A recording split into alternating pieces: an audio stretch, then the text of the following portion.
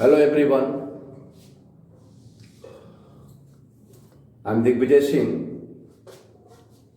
I want to talk with you about this system. मैं जानता हूं कि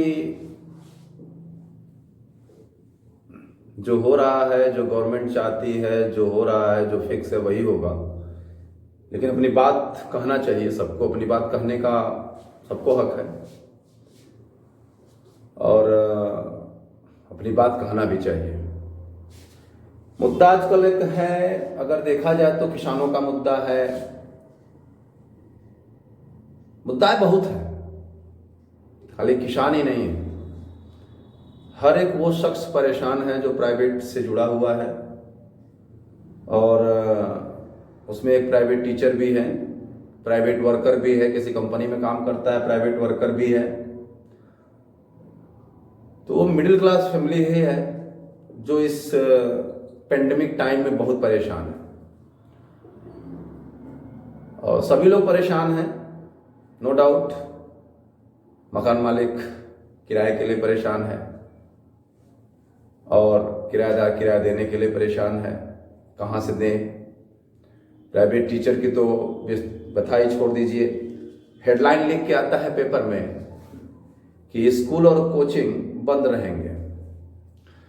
दुकान के लिए गाइडलाइन है, मॉल के लिए गाइडलाइन है, शराब की दुकान के लिए गाइडलाइन है, हर चीज के लिए गाइडलाइन है। अरे यार, कुछ तो गाइडलाइन दो कोचिंग के लिए।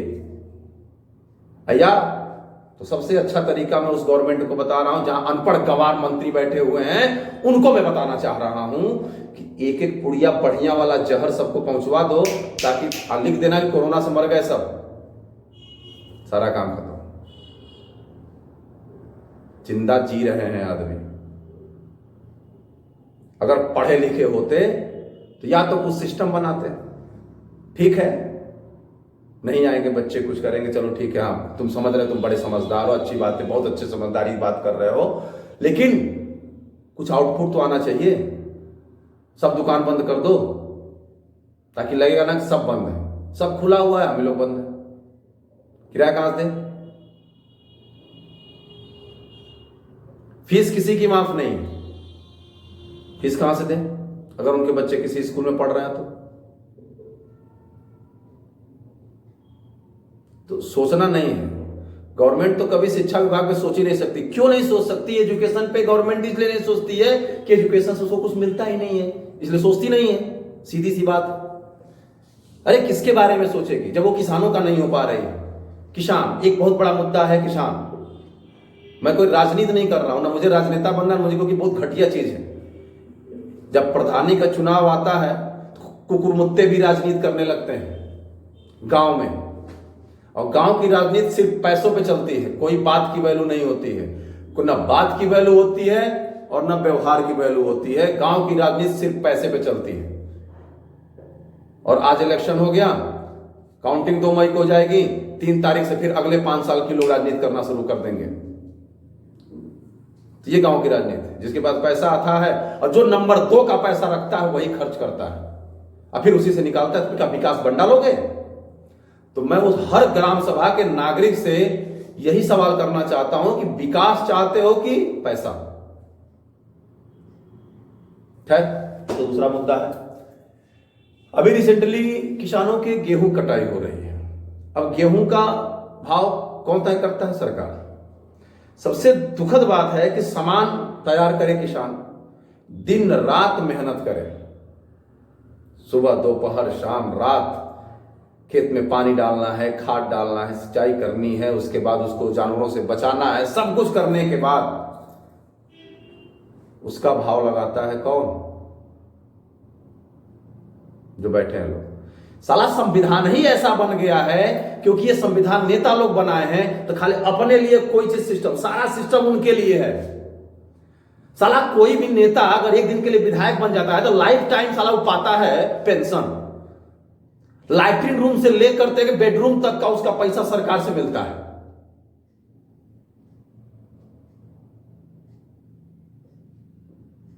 कहता है कि ऐसे जो 30 साल 40 साल नौकरी कर लेता उसको पेंशन नहीं मिलता है। 12 साल संविधान हमारा, 12 सिस्टम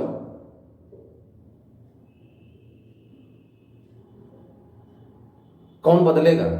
सभी नेता तो हैं, कोई नहीं बदलेगा इसको, क्योंकि उनको फायदा है। साला ना कोई भर्ती क्लियर हुई आज तक, ना कुछ हुआ। साला हर भर्ती में एकेडमिक लेके आते हैं लोग। अरे अनपढ़ गवारों, कब समझोगे कि सन 2000 के पहले जो एकेडमिक में 60% पाया तो बहुत बड़ा काम करता था, और 2000 के बाद साला 80% भी बेकार है। तो एकेडमिक काहे ला रहे हो भाई? जिंदगी नरक बना के रख दिया इन नेताओं ने, इस सिस्टम ने। चाहे वो गवर्नमेंट सपा की हो, चाहे बसपा की हो, चाहे भाजपा की हो, सब साले चोर हैं, कोई सही नहीं है। खाली युवाओं से खेल रहे हैं, सब खेल रहे हैं। ये युवा हमारा तो यादव है, तो हिंदू है, तो मुसलमान है, तो ये है, तो वो है, उनको नहीं पता तेरे साथ खेल रहे हैं। अभी कुछ दिन पहले मैंने देखा था, बाबू अखिलेश साइकिल चलाते जा रहे थे, मार अधिकारी दौड़े जा रहे थे। साइकिल चला रहे खाली दुनिया को दिखाने के लिए, अधिकारी दौड़ रहे हैं, पब्लिक दौड़ रही है। अरे मेरी प्यारी पब्लिक, समझ तो जाओ। घुसने मत दो अपने गांव में, अपने एरिया में किसी नेताओं को, ऐसे नेताओं को धक्के मार के निकालो उनको, तब उनकी औकात समझ में आएगी कि उनकी औकात क्या है। हम ही आपके पैसों से ये हम ही पर ऐश करते हैं, राज करते हैं। ये है नेता आज। किसान गेहूं पैदा करेगा, भाव कौन चुनेगा? सरकार। भाव क्या होगा? 19 रुपए, 75 पैसे, 20 रुपए। साला 1 लीटर बाटल जाके खरीद लो बाहर बिसलरी का, तो 20 रुपए में मिलता है। अरे शर्म करो नेताओं, शर्म करो। मैं तो उन किसान भाइयों से कहना चाहता हूं कि 1 साल 2 साल खेती करो, जो करो अपने खाओ, बेचो मत। साले सब मर जाएंगे खाए बिना, पैसा लेके रखे रहेंगे और ठूटेंगे 1 किलो गेहूं मिल जाए, नहीं मिलेगा। और आने वाला है वो समय। अगर ऐसा हर किसान कर लिया ना, सबकी औकात समझ में आ जाएगी। जिनकी वैल्यू नहीं समझ रहे हैं। किसान इतना मेहनत से सब कुछ गेहूं को पैदा करके, गेहूं लाके मंडी में ले आता, उसको क्या पता। अब वहां पूंजीपति बैठे, हाँ तुम्हारा गेहूं देख, हाँ तुम्हारा गेहूं है 15 रुपए, तुम्हारा 17 रुपए, न लेना जाओ। वाह रे गवर्नमेंट, वाह। गन्ना किसान पैदा करे, गवर्नमेंट उसका रेट तय करे। कब सुधरेगा ये देश? कभी नहीं सुधरेगा, सिर्फ दिखावा है। और हम यादव हैं, हम सपा को देखेंगे, हम हिंदू हैं, हम भाजपा को देखेंगे, हम वो हरिजन है, वो बसपा को देखेंगे, इसी में रह गए हैं। ये सपा, बसपा, भाजपा किसी भी युवाओं को आगे बढ़ाने नहीं चाहती है। अरे इतिहास देख लो, मायावती जी ने पुलिस की भर्ती की, कब की? जब उनकी गवर्नमेंट पूरा होने वाला था। सोचो कितनी बड़ी चापलूसी है, कितनी बड़ी बदतमीजी है ये। जब उनको गवर्नमेंट 5 साल पूरा हो, तब उन्होंने भर्ती की 40,000,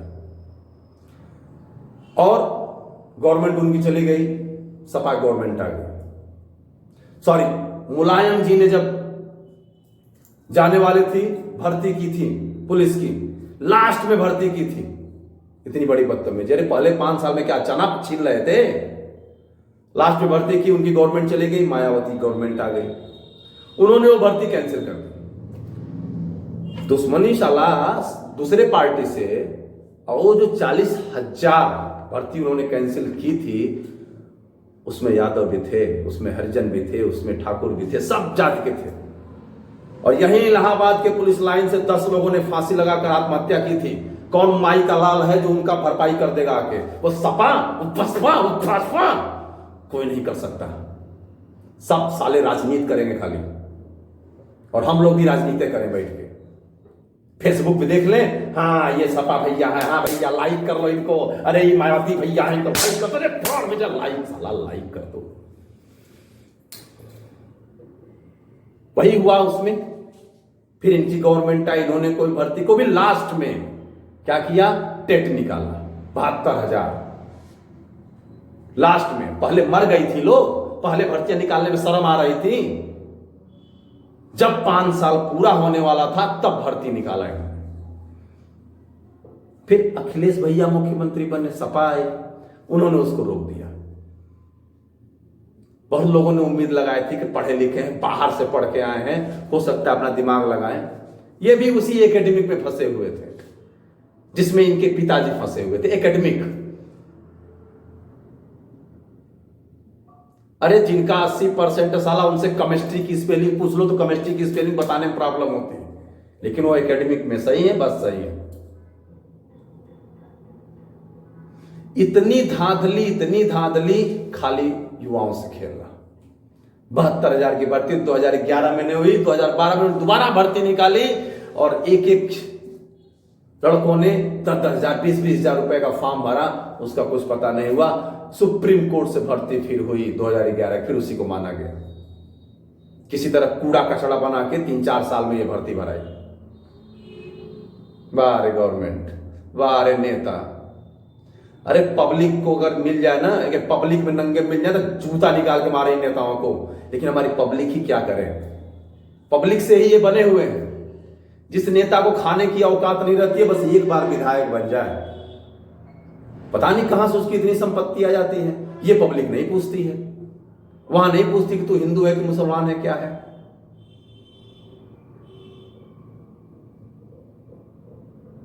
यहां आईएएस पीसीएस का कोई मतलब नहीं है। आईएएस पीसीएस नेताओं के पैर के चप्पल हैं। और जो आईएएस पीसीएस अपने को दिखाता है, ट्रांसफर कर दिया जाता है, किसी न किसी केस में फंसा के उसको टर्मिनेट कर दिया जाता है, बात खत्म। क्यों? कि सारी चाबी तो नेताओं के पास है। तो ये मन में बहुत उद्गार भरा हुआ है, क्या बताऊं क्या ना बताऊं। प्राइवेट टीचर हूं और समस्या से जूझ रहा हूं, क्योंकि खुल के कुछ कर नहीं सकता, क्योंकि पीछे बैकअप नहीं है, पीछे बहुत लोग संभालना है। तो अपने मन की बातों को आपको बता सकता हूं कि हमारा सिस्टम बहुत ही भ्रष्ट और करप्ट है। और सबसे दुखद बात यह है कि जिस चीज को हम पैदा कर रहे हैं उसका रेट ये अनपढ़ गंवार तय करते हैं। तो मैं इन अनपढ़ गंवार गवर्नमेंट से यही पूछना चाहता हूं कि कुछ ऐसा सिस्टम बनाओ कि किसानों को कम से कम कुछ फायदा हो। अरे 20 रुपया का 1 लीटर पानी खरीदते हुए शर्म नहीं आती बदतमीजों को, और 19 रुपया किलो 1 किलो गेहूं, कितना खून पसीना लगाया होगा हमारे किसान भाइयों ने, कुछ तो समझ लिया होगा आप लोगों ने।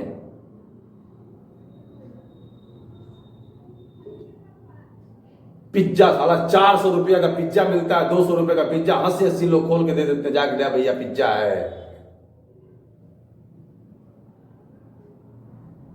और किसानों के सामान का इतना अपमान।